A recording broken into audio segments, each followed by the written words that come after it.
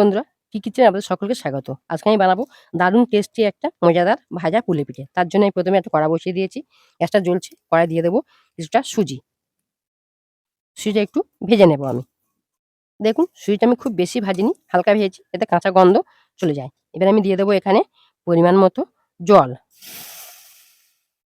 এবার আমি দেব পরিমাণ মতো লবণ। সুজিটা ফুটে গেছে। আমি এখানে দিয়ে দেবো ১ বাটি চালের গুঁড়ো।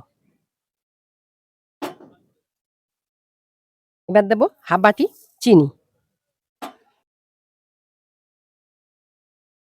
টা চিঁড়ে। এটা আমি খুব ভালো করে মিশিয়ে একটা ডো বানিয়ে নেব। দেখুন আমার ডোটা রেডি হয়ে গেছে। এবার আমি নামিয়ে নেব। নিয়ে ঠান্ডা করব। হাত সহ গরম যখন হবে তখন এটা আমি খুব ভালো করে মসৃণভাবে মেখে নেব।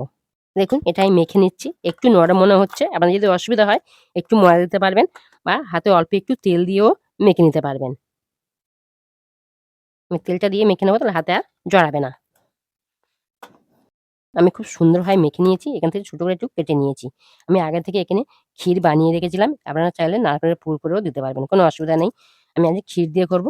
এটা ১ম এ গোল করে নেব। নিয়ে একটা বাটি বানিয়ে নেব।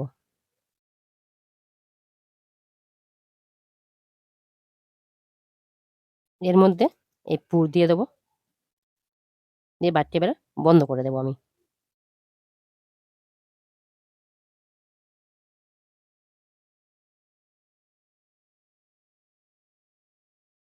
যেভাবে পুলি পিঠা করে এভাবে মুড়ে দেবো মুখটা। দেখুন আমার একটা পুলি পিঠে রেডি হয়ে গেছে। একইভাবে আমি বাকিগুলো বানিয়ে নেব। আমার সবকটা বানানো হয়ে গেছে। আমি এখানে গ্যাসের উপর কড়া বসিয়ে দিয়েছি। কড়াতে দিয়েছি সাদা তেল। এটা আমি তেলে ছেড়ে দেবো। উল্টো পাল্টে লাল করে ভেজে তুলে নেব। দেখুন যেগুলো আগে দিয়েছি হয়ে গেছে আমি সেগুলো তুলে নেব। আর বাকিগুলো ঠিক একইভাবে আমি ভেজে নেব।